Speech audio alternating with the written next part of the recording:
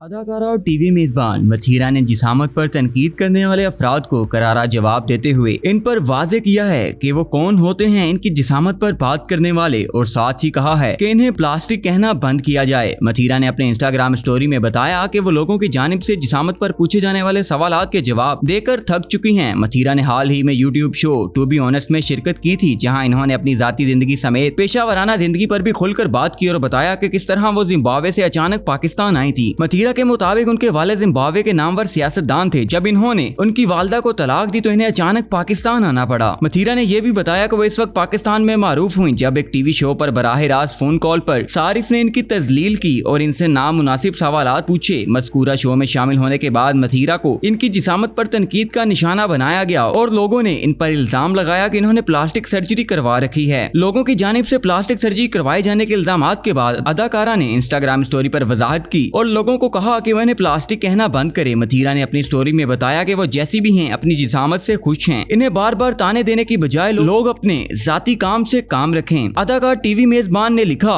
कि वो लोगों के सवालात के जवाब देकर थक चुकी हैं। इन्होंने कोई सर्जरी नहीं करवा रखी। मथीरा ने इंकिशाफ किया कि इन्हें हार्मोन्स का मसला है, जिसकी वजह से इनकी जिसामत बाज हिस्सों से काफी बड़ी हुई नजर आती है, इसलिए ये कहना बंद करें कि इन्होंने सर्जरी करवा रखी है। इन्होंने स्टोरी में लिखा कि पहली बात तो इन्होंने सर्जरी नहीं करवाई, दूसरा ये कि अगर वो सर्जरी करवाती हैं तो इस बात को तस्लीम करती, और साथ ही इन्होंने वजाहत की कि वो सर्जरी करवाने या ना करवाने से मुतालिक आजाद हैं। इनकी मर्जी है, वो जो चाहें करें। मथीरा ने लिखा कि अगर वो 40 मरतबा भी सर्जरी करवाएं तो भी अपनी मर्जी से करवाएंगी, और अगर दूसरे लोगों को मसला नहीं होना चाहिए इसलिए दूसरे लोग इन्हें प्लास्टिक कहना बंद कर दें।